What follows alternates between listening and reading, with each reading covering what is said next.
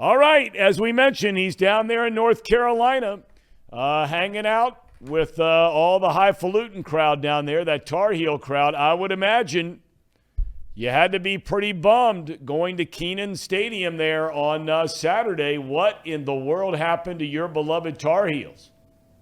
I wish I could tell you. They scored on the first play from scrimmage, an 80-yard run by a very talented running back by the name of Elijah Green. And I said, this is going to be exactly like we thought it was going to be. It was going to be a good old-fashioned butt whipping, and it was brutal. I mean, Drake May, a long shot at best for the Heisman Trophy because he's a redshirt freshman, took himself completely out of the running for that honor. Overthrew receivers, threw behind receivers, had a touchdown call back, but it was a brutal. You can't lose to a Georgia Tech team playing their third and fourth string quarterbacks. You can't do that. So now they've got to beat NC State on Friday.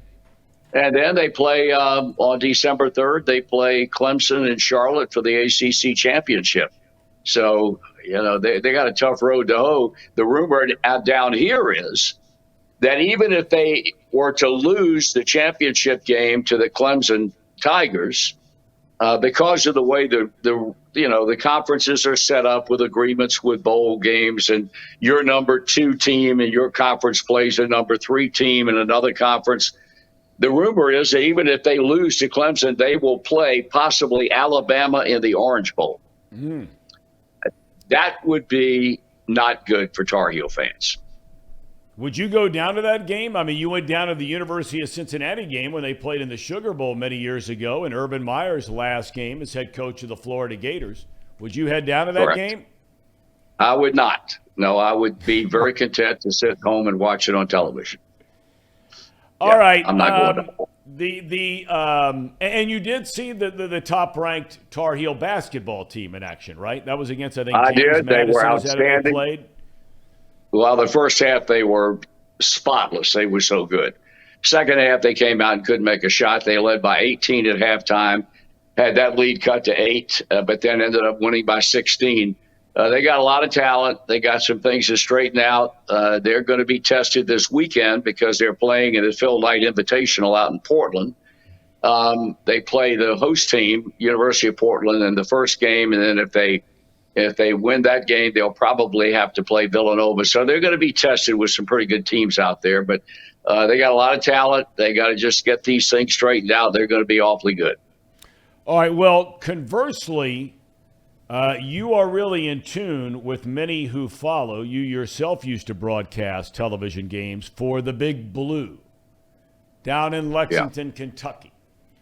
Well, these last 2 games have not gone well for Cal and the boys. I know it's very early. They're loaded with talent. But, I mean, I know you're down there in Carolina, but I have to believe you're already hearing it, whether it's from Amanda or from some others, that not all is well in Wildcat country. Well, there's some people that are not happy with Cal. I mean, granted, the talent is there. And talent's wonderful because you can't be any good unless you've got talent. But then you've got to be able to parlay that talent into a cohesive group, a good rotation, whether you play, 6, 7, 8, 9 players. And they've got a lot of things to work out. But I still maintain what I told you a couple of weeks ago. I think they're going to be awfully good. I think that the talent will come to the forefront. You got to consider now who they played and who they lost to. They didn't lose to the Little Sisters of the Poor. Yep. Gonzaga beat them and beat them handily. But we'll see. I still maintain they're going to be awfully good, and I still maintain that they will be a team that will be reckoned with as far as possibly going to the Final Four is concerned. All right. I want to shift gears with you to the Reds. And look, I understand from a fiscal standpoint the reason you would make the trade. But, Dad, outside of Joey Votto coming back, who's been a fan favorite here for his entire career, when you trade Kyle Farmer, And I know they brought in the kid. Why am I drawing a blank from the Pirates? It's a lot like Kyle Farmer, Kevin but a Newman. lot cheaper. Kevin Newman. Kevin Newman. Yeah. What are your thoughts on the team trading Kyle Farmer? I mean, it's very hard to find anything positive about the Reds unless you're talking about, all these players they have in the minor leagues. And we've walked through this drill. How many of them make it, how many of them don't, nobody knows. But to start the season, all of them are going to be down in the minor leagues at various levels. Does it hurt you with a fan base more to trade Kyle Farmer right now? No, I was quite honestly rather surprised at the timing of that trade. I realized that he's arbitration eligible. At the same time, the speculation was that the arbitration suit, whether it went the distance or whether they settled, was not going to be any more than between $5 or $6 million. If that number, which quite honestly now, when you think about it, is chump change for most Major League Baseball teams. I was surprised that they traded him when they did. I would have been surprised, Thom, anyway, because I think Kyle Farmer was one of the great leaders on that team. I think you need veteran leadership, especially when you've got a team as young as this team is going to be. And now I don't know where the leadership is going to come from now that Kyle Farmer's gone. Because when you think about the team minus Kyle Farmer, obviously the question arises, who's going to play shortstop? Who's going to play third base? The question who is prevalent throughout this whole ball club. And naturally, we're going to see some new faces down the road between now and the opening of spring training in Goodyear. But at the same time, I would have done everything in my power to try and figure out a way to have kept Kyle Farmer there to not only help the club on the field, but also to utilize his great ability as a leader in that clubhouse. Because as I said, if Joey Votto is going to be the leader, that's all well and good because you rely on his veteran maturity and his experience. But Kyle Farmer was certainly a plus factor in every sense of the word on that ball club. Trace, I know you had a question for Mr. Brennaman. Yeah, I'll phrase it a little differently after hearing him talk. But I think I've started following the Reds obviously in about the 2000 time frame, and since I've been following baseball pretty closely and the Reds specifically, there's this team in St. Louis that seems to always get it right. I don't know if it's maybe some of it's luck, some of it's not. You've been close to this situation for quite some time. What's the difference in an organization like St. Louis, who seems to always find themselves in pennant races and going deep into playoffs, versus Cincinnati, who's not far from, sad to say, in my opinion, Pittsburgh since I've been watching? Well, I think part of the difference is that, when you've had the run of success the Cardinals have had, and when I say the run of success, that isn't prevalent. That's not a statement that I would issue unless they made the postseason. I don't think you have to say a team is only successful if it makes the postseason, wins a pennant, or wins a world championship. If you have winning season after winning season after winning season, which more often than not, let's face it, the Cardinals do, you have a winning atmosphere. Conversely, if you lose and lose and lose and lose, you have an atmosphere that exudes losing. And I think once you're stamped one way or the other, it's hard to make it go away. Probably harder still if you have an atmosphere of losing season after season. And, like it or not, the fact of the matter is the numbers don't lie as far as the Reds are concerned. And it takes a while to redevelop that. I can go back to the 70s and go back into the mid 80s all the way through, for the most part, the decade of the 90s when this club was winning more than it was losing.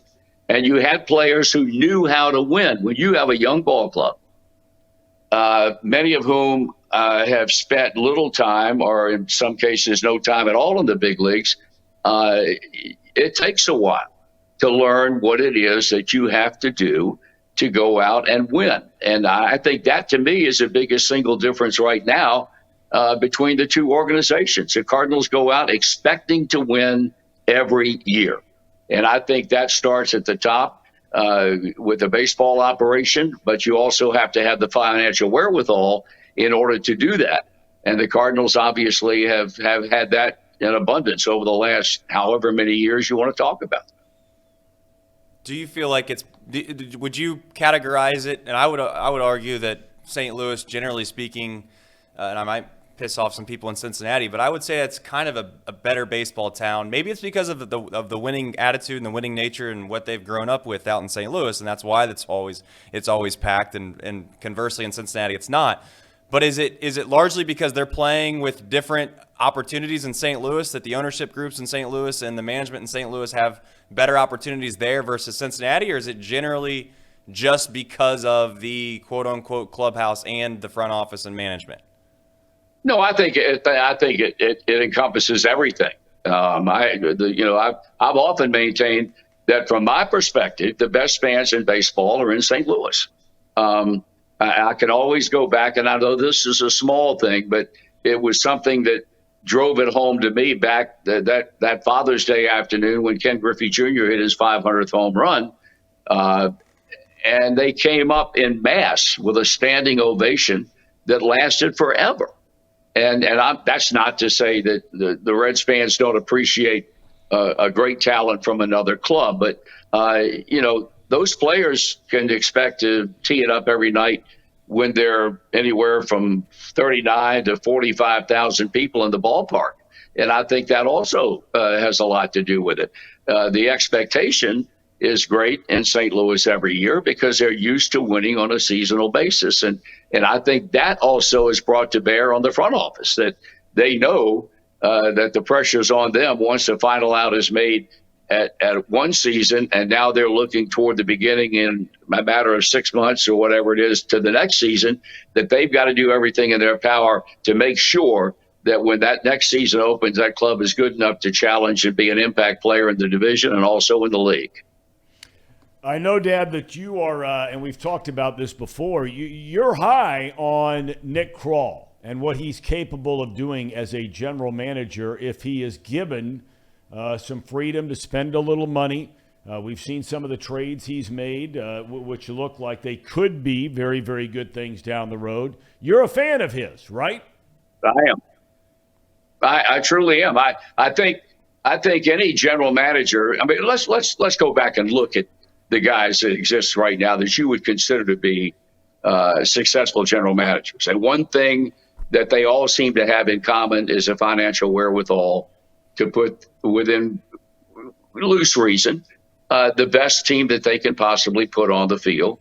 And they have the financial wherewithal to go out and make every effort in the world to do that. Obviously, Nick does not have that. But I look back on what he's done. The only one that really stands out to me as a bummer of a deal last year was Mike Minor. I mean, they gave that guy, I don't know, $7 billion, $10 billion, or whatever it was, and he was an absolute bust. And that was a waste of money. Now, I have to operate on the assumption that that was his deal. And if that was his deal, that was a terrible deal. But aside from that, you got to play the people that you have at your disposal. I've never been a big fan of going out and signing an abundance of players to minor league contracts with an invitation and a chance to make the big league club in spring training. Very, very rarely do any of those people turn out to be a plus, because they are coming from one or two or more organizations that had them at one time, and that those organizations didn't feel like those guys could help them at the big league level, and they let them go. And if that's a financial deal, that's what you have to do with the monies that you have at your disposal. That's a tough way to operate. But I still maintain that I think the guy has ability to be a winner given the right circumstances, and hopefully the time will come when we'll see that. Well, it's going to be a really interesting offseason to see what they do. He was kidding around a little bit, kind of off away from baseball for a second, but I was a little surprised. Maybe you're not surprised. You work with a guy all the time. I was a little surprised. Tracy Jones is coming on later today. He's not going to be at Reds Fest. How in the world is Tracy Jones not at Reds Fest? Don't ask me. I've often wondered why he's not been there. I don't know whether he's made somebody mad at the front office. I don't know, but I could not agree with you more there. I think Tracy has become a personality in that city. He's an asset to your show. As far as I'm concerned, the show that he and I do on 700 WLW during the baseball season would never be nearly as what it would be without him. So that's a $64 question. I can't answer that. Yep. All right. Well, happy Thanksgiving. Casey, you want to say anything to Mr. Brennaman? You've been very quiet today. Well, is Paul over there with him today? No, Paul is out. You mentioned North Carolina playing in that tournament out there in Portland. Xavier's also in that tournament, as is West Virginia, by the way. So Paul is on a plane right about now on his way out to Portland to cover the Musketeers out there. Who the hell's paying for that trip? Not us, Well, Marty. not Chatterbox Not us, Sports. Grace is a boss, and he says, nah, baba, nah, as Willie used to say. I think the Big East, to answer your question truthfully, I think the Big East, which we talked before Paul jumped on, he obviously mentioned having a relationship with the Big East. The Big East flew him out there, and what they have him doing, I'm not sure. There's a couple of Big East teams out there besides just Xavier. Who else is out there? Is UConn out there? Hey, you're putting me on the spot. I can't remember. It's UConn's out there that. as well. UConn's No, you said Villanova, right, Dad? Do what? Villanova, are they out there? Yeah, Villanova's in Portland. Well, then there you go. Villanova and Xavier, both in the Big East, are at that tournament. So Paul's out there on Big East money. Big money. Casey? No, I was just going to actually bring up just the fact that we did my basketball fandom. We chose what that was going to be. It ended up landing in the same division, the ACC, as your Tar Heels. And I was kind of hoping to get the Tar Heels. I ended up with Notre Dame. So, sorry I got to root against your Tar Heels here. See, what we did was, Dad, we spun the wheel, Dad. We spun the wheel. We had a wheel here where you could spin it. And we just because of you, we took out, 4 blue bloods we called them, right? We took out Duke. We took out Kansas. We took out Michigan State. And who else? Kentucky. And Kentucky. So we left North Carolina in. And once we started spinning the wheel, it started with the conference. Then once we got to the ACC, which had won, we got down to the teams. And then we asked Casey who was the mascot for Notre Dame, and he said the Fighting Leprechauns. So he is stuck with Notre Dame. Who got Carolina? Nobody. No, it was strictly for just Casey. Casey didn't so have he a had fandom. a college basketball team to root for this year. Oh, I see. Yeah. Do you have one? Me? Yeah. I root for the Ohio University Bobcats. They got jobbed the other night in Ann Arbor, Michigan, which is not a surprise. They lost in overtime. But That they got guy jobbed. got the shot off. Are you telling me the guy didn't get the shot off in time? They On the got rebound and jobbed put start back? to finish. If you watch that game, they got jobbed. They got jobbed. Okay. Yeah, they got jobbed. All right. Well, it's always Well, another day. that's right. Happy Thanksgiving. Prediction on Thank the you. The Buckeyes same to v. you. Safe Michigan. travels. You have a prediction on Safe. the Buckeyes v. Michigan? I'm a little concerned about that game, although if the running back Corum doesn't play for Michigan, then I think that enhances Ohio State. If he's healthy and can rebound after suffering the injury last weekend, the big question is, can Ohio State's defense stop Michigan's running game? Well, Urban Meyer's joining the program tomorrow. He never lost to Michigan. All right, well, 7-0. be sure to ask him, let him know that I want to know how they're going to stop Michigan's running game if everybody's healthy. Okay, good enough. Good enough. Dad, Happy Thanksgiving. We Yep. love you. We'll talk to you You soon. too, son. Yes, indeed. Okay, take care. We love you. All right. So that is a footnote, programming note for tomorrow.